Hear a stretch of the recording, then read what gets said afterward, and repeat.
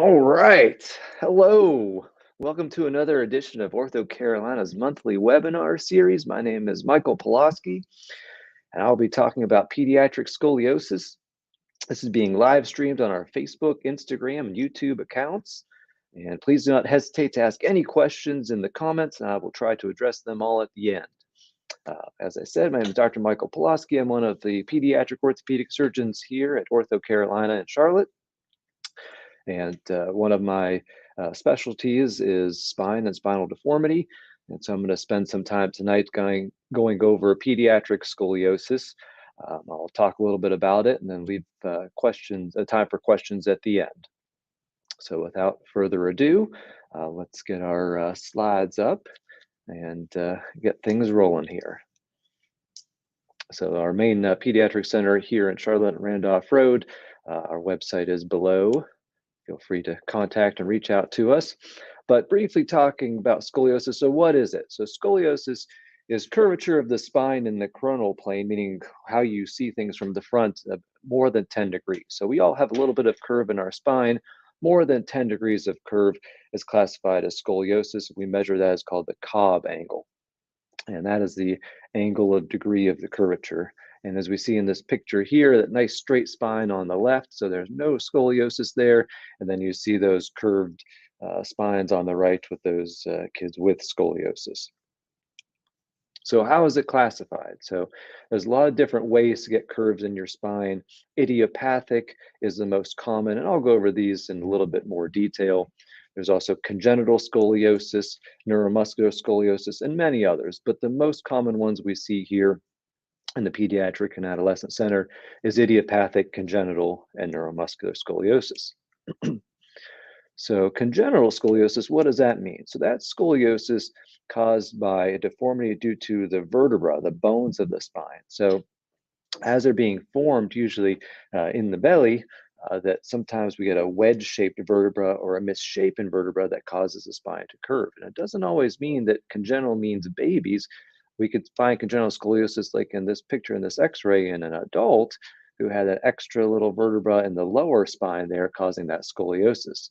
And it's different from infantile scoliosis or neuromuscular scoliosis that we'll see in young babies. A lot of times this can be seen and diagnosed in infants as well, but it's a little different from the others, and I'll go into that a little bit more.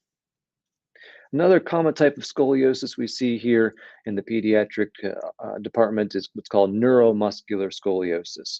And this scoliosis is a deformity due to muscular imbalance, or how those muscles pull on the spine and on the vertebra themselves. Sometimes these muscles can be too tight and cause the spine to curve, and sometimes the muscles can be too loose and the spine doesn't have any support, and so it causes it to curve. And the kids that tend to have neuromuscular scoliosis we'll see are ones that have cerebral palsy or spina bifida. Now, the most common type of scoliosis in general, and most common we see here in the clinic is what's called idiopathic scoliosis. And that's where we have normal spine anatomy and normal spinal cord anatomy, but the spine curves.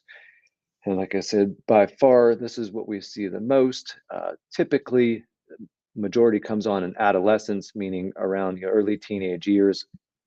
And we really don't know what the true cause of it is. We think it's most likely genetic, but there can be other factors that we're looking into, that there's research going on here in 2023, almost 2024, trying to figure out, is there something else besides genetics? Because as we look at kids, even identical twins that have scoliosis, identical twins have identical DNA. And although they may have both scoliosis, their curves can be shaped differently. I have patients like that in my office where they're identical twins. They both have scoliosis, but they have different shaped curves. So if it's truly 100% genetic and in DNA, then they would have identical scoliosis and identical shaped curves, but they don't. So we think there's something else going on. We're still trying to figure that out with the research that we do here at OrthoCarolina, and even across the world for scoliosis these days. So how do we classify idiopathic scoliosis? And we usually classify this by age. So when scoliosis is diagnosed between the age of birth and 3 years old, we consider that infantile scoliosis. When it's diagnosed when the child is between the age of 4 and 9 years old, we consider that juvenile scoliosis. And when it's diagnosed from 10 to 18, we consider that adolescent scoliosis. And the infantile and juvenile scoliosis grouped together is also is referred to as early onset scoliosis, because there's little different things that we have to keep in mind when treating these kids, because they are still growing, their spine is growing, their ribs are growing, everything that's attached to that spine is still growing. So it has a lot of growing. So we have to keep that in mind. We have some different tactics for the early onset scoliosis groups as compared to the adolescent scoliosis groups. So how is idiopathic scoliosis treated? Well, it depends. It depends upon the age of the patient, like I talked about earlier, whether it's early onset scoliosis or if the patient is more skeletally mature, is closer to being done growing. It's also treated based off of the degree of curvature, or how big is the curve. So just in general, if we look at kind of Cobb angles or that degree of curvature, even in younger children in early onset scoliosis and adolescents, just a kind of a broad overview, typically scoliosis that has under 20 degrees, 25 degrees of curvature, we observe, we watch, we see what the spine is going to do. Is it going to get better and improve as the child grows? Is it going to get worse? Cobb angles that are around 25 to 45 degrees that don't have much growth remaining. In other words, they're nearly skeletally mature. These are our kind of 14, 15, 16-year-olds. We still observe those too. We follow these kids for a few successive x-rays to see if this scoliosis will worsen or will stay the same, and then get a better idea off of that. Now, kids that have scoliosis that have growth remaining with Cobb angles around 25 to 45 degrees. So these are kids at risk for the spine to progress, because as kids grow taller, curves tend to get bigger. So if we have growth remaining and we're already kind of in this risky range of 25 to 40, 45 degrees, those are kids that will often brace and or add in some physical therapy to help try externally to prevent the progression of this scoliosis to needing surgery. Because once we start getting Cobb angles and curvature over about 45 degrees, that's when we start to consider surgical intervention for the spine. So when I say observe, it's not that we just sit back and do nothing typically. So we'll recommend exercise, recommend even some physical therapy if kids are having back pain that's associated with their scoliosis. If these kids are overweight, weight loss is definitely encouraged. Any extra stress on the spine, taking that off can help as well, both with pain as well as progression of the curve. Diet, is there things they could or should be eating? And then we'll check x-rays about every 6 months. So 4 to 6 months, we come back into the clinic, we get x-rays, and we plot data. We plot the age of the child, the degree of curvature, how much they're growing. And we kind of look at this on a graph and see is the curve getting bigger and bigger and bigger as they get older, or is it kind of plateauing and staying the same? And that kind of helps determine next steps for us.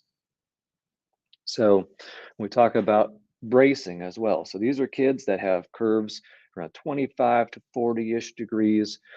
And it's not an exact set number. So if we're in the range, but we have a discussion together of what the steps are, and the child still has growth remaining, typically about more than 2 years of growth remaining, we can recommend a brace, a scoliosis brace. And you can see some of the pictures there. I have a brace here, a nice brace. So it's foam and plastic.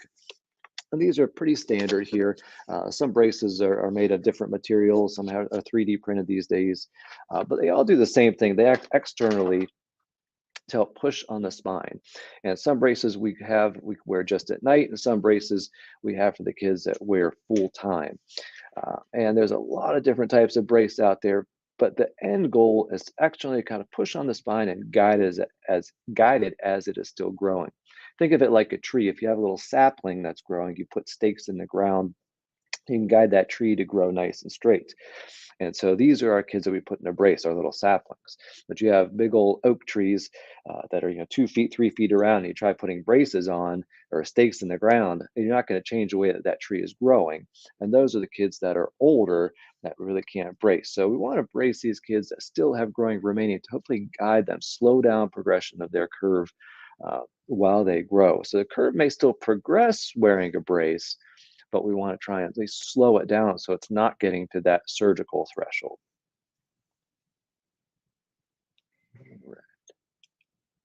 And so if we do get to the surgical threshold, what does that involve? And the gold standard here in Charlotte and across the world even is what we call a posterior spinal fusion and rods. So it's a surgery. It takes a few hours. We perform them here in Charlotte on a very consistent basis. We're a high volume center, and we take these instruments and put them on the spine, help straighten it out, and then hold them there. And then the body heals over these rods, and those rods stay with the kids forever. And the goal of the surgery is to stop that curve from getting bigger, number one, and also to improve the spinal deformity, to help balance out the ribs, balance the shoulders, balance the spine, the discs above and below, helping to keep things very symmetric, as symmetry is important. And that, like I said, is the standard of care, and that's what has been the standard surgical treatment with these pedicle screws, little anchors, and rods for about the past 30 years. Now, kids that are still growing, there's some other different surgeries that we have to consider. So the kids that are still growing, sometimes we use expandable rods. So there's pictures here of these rods where they have little anchors at the top and bottom, and they stretch and stretch and stretch, and we can actually control the growing of the rods through a little machine that we have here in the office that will stretch these rods a few millimeters every month and growing with the kids as they grow, so that we're not fusing anything as they're growing, as their spine's growing, as their lungs, as their chest is developing as well too. There's another thing that we could do surgically called vertebral body tethering or vertebral tethering. And this is also done for patients that have growth remaining. So what we do is we try and capture that growth and reverse it. So we'll, through a camera, through a scope, put these little anchors on the convex side or the curved side of the spine and hold a rope, really a strong rope that goes into those little anchors. And so what we do is we tether that convex side. So as the child keeps growing, the convex side, the big curved side, is held tethered, and the inside, the concave side, still grows. And as you see in this picture here, as the child and adolescent grows, that the curve can improve itself on its own. Although this takes time, this is another option for children and adolescents that are still growing. And as you see, kind of the indications here, Cobb angles around 30 to 65 degrees with flexible curves and not a lot of rib rotation, because this really only corrects the spinal deformity just in that frontal or coronal plane. There's also what's called minimally invasive deformity correction, an even newer surgical technique coming out that uses one rod on the concave side. There's a little stricter criteria. So these last vertebral tethering and the minimally invasive deformity correction types of corrections are newer. They're much more stringent. They are both FDA approved. We do perform these surgeries here in Charlotte, but there is a smaller window of kids and patients that are good candidates for this type of procedure. But just to know, there are other options out there besides the gold standard posterior spinal fusion if the patients meet these criteria. So that's about 15 minutes that I've been talking about pediatric scoliosis. So this leaves us a few minutes to answer any questions that any listeners, viewers may have out there. So we'll carry on here and let's see what we have here. All right. So, all right. Question. We found out my daughter had mild scoliosis last year from MRI. Since being involved in high school volleyball, she has begun to have lower back pain. So could this be from her scoliosis? Great question. So is there pain associated with scoliosis? If you read the doctor books on scoliosis, they say scoliosis isn't painful. And what that means is as the spine curves, you're not going to feel, kids don't feel the spine curving and say, man, my spine really hurt today. My curve must have gone up 10 degrees. However, as the spine does have a curve in it, and sometimes as these muscles get asymmetric because of the scoliosis, it can put strain on the back right where the curve is, or even in other places.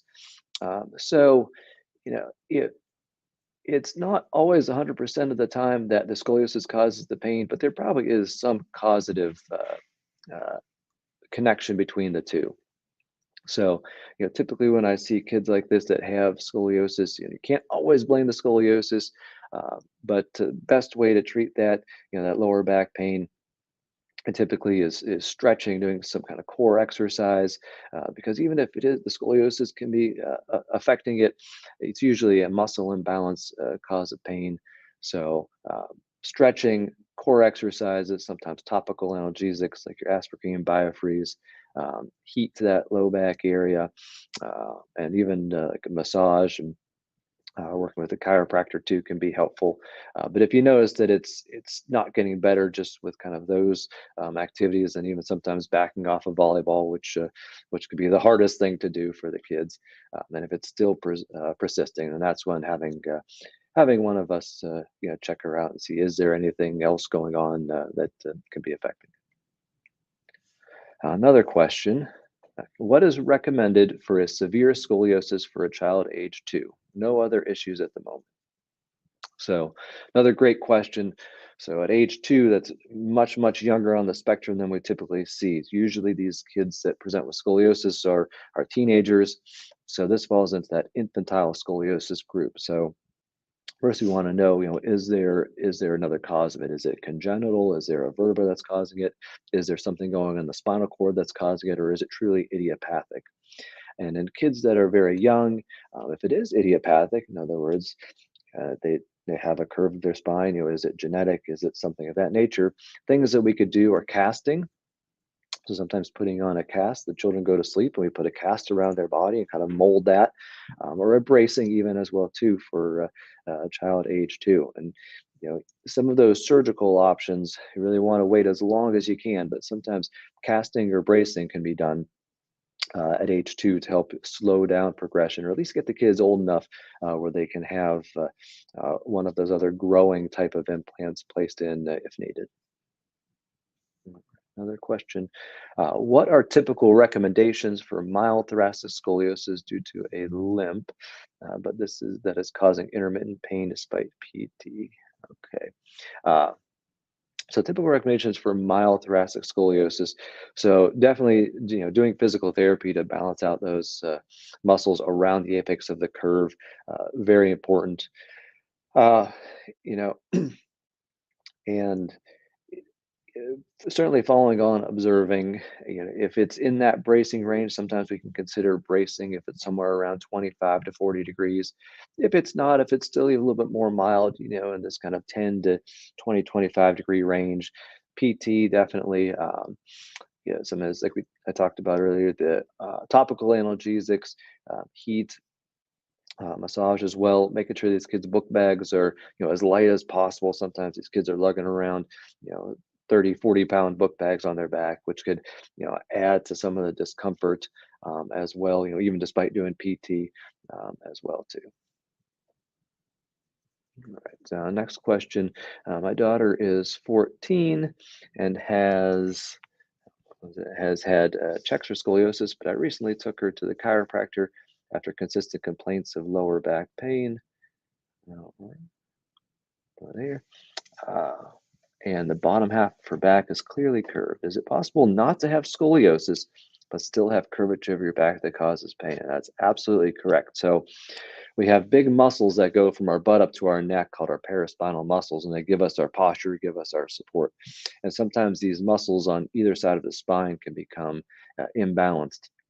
And if one side is a little stronger than the other, it could clinically make the child look like they have asymmetry to their back and make them look like they have scoliosis, but they come to see us and we get x-rays and their spine is perfectly straight.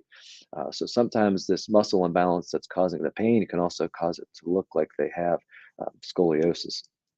And so, yes, it is possible to have the looks of scoliosis, purely driven from muscle imbalance, but not actually that greater than 10-degree curve in the spine.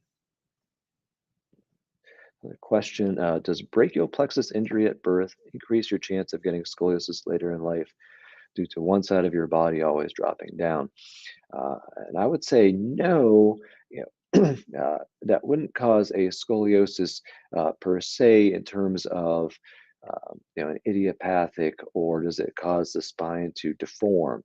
Now, if you're constantly drooping down one side, that's going to cause an apparent curvature, apparent scoliosis, but it's not going to cause your spine to stay that way throughout life. And it's something to look, if you do have a brachial plexus injury and have a curve, is there at the time of the brachial plexus injury something else that happened neurologically in the spine that was causing the scoliosis too? But if it was just an isolated brachial plexus injury, we don't see that increasing the chances of having scoliosis. Another question. We started with the Rego brace that saw 14 degrees correction. Now with the generic brace, we are seeing regression. Any advice?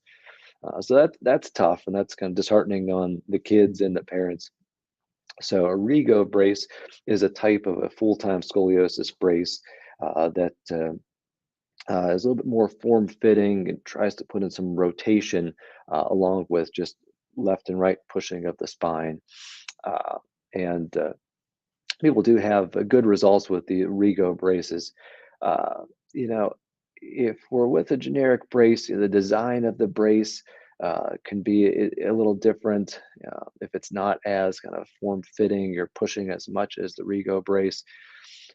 I would say if you're getting a good correction with the Rego, sticking with it. We do have orthotists here in Charlotte that do make Rego type braces. And I think if you've had success and you see yourself falling off with a different generic brace or different type of scoliosis brace, going back to what works would be my recommendation.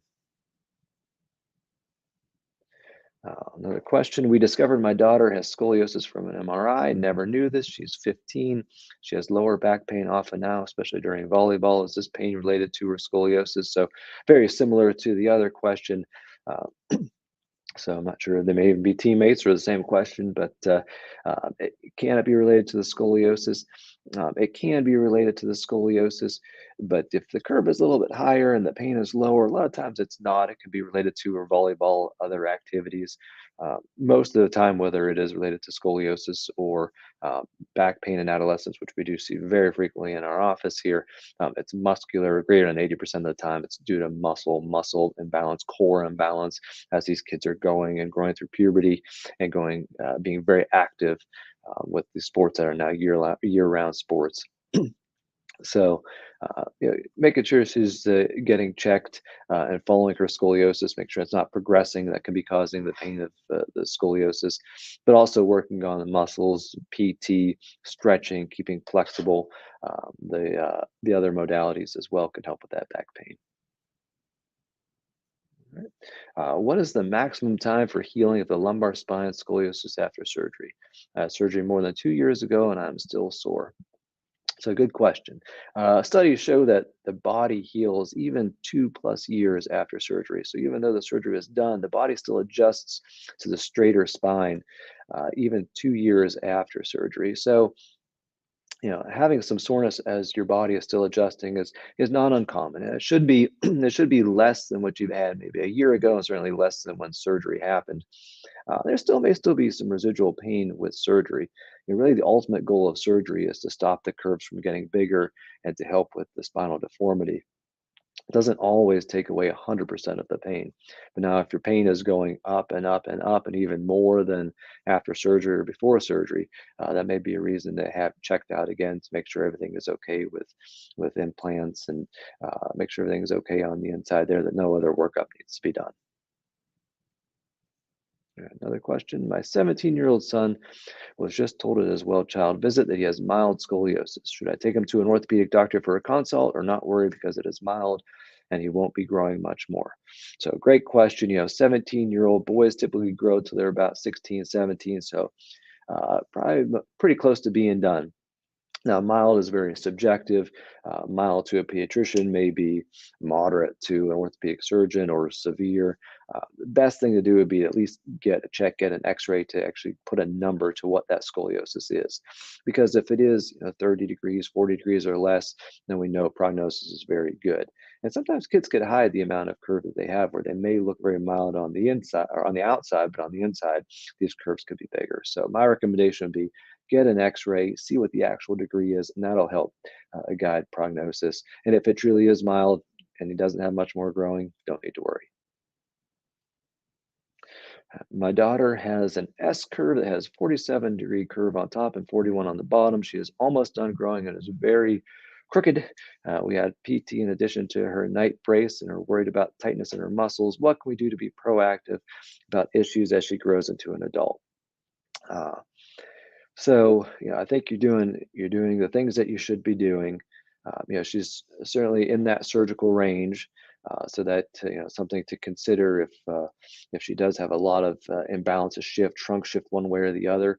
Then once we start getting to 45, 47 degrees, talking to one of us, is surgery an option? Would that be better if we say, we're just going to kind of keep an eye on things and watch as she gets older? Best things you could do is stay active, keep your flexibility up, PT, core strength, keep your weight down, keep in shape, and those are the best things that could preserve the health of your spine.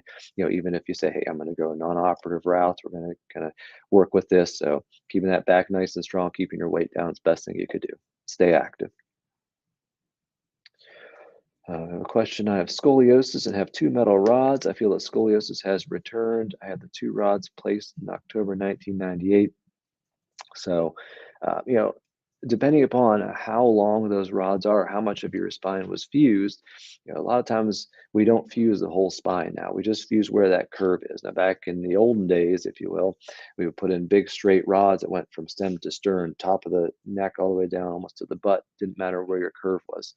Implants technology made that better, where we use less material and get better correction, but that means it leaves some vertebra open, or vertebra that weren't touched, that sometimes scoliosis above or below where it was worked can progress or can come back.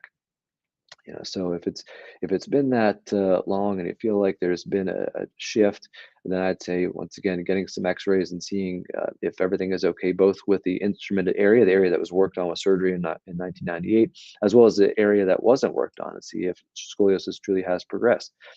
And if it has, then there's things that we can do and we can offer, surgical and non-surgical, to help out with that. And I would say, if you have had surgery, getting x-rays every about 2 years or so, 2 to 3 years, just for kind of routine radiographic maintenance follow-up, would be a great idea. Another question. If a 13-year-old boy has fusion surgery, would you expect additional surgeries needed in his 40s, 50s due to degradation of the surrounding unfused vertebra? So another great question. So that's what we follow in terms of research, and are looking kind of long term and seeing, what is the risks of people needing something else. And as of right now, the long term prognosis of needing something else is pretty low. It's not zero, and also kind of depends other factors. Depends upon how much was fused to begin with, how many unfused vertebrae are left. If he's got a lot of unfused vertebrae left, he had a smaller fusion, he probably wouldn't need anything. May never need anything else.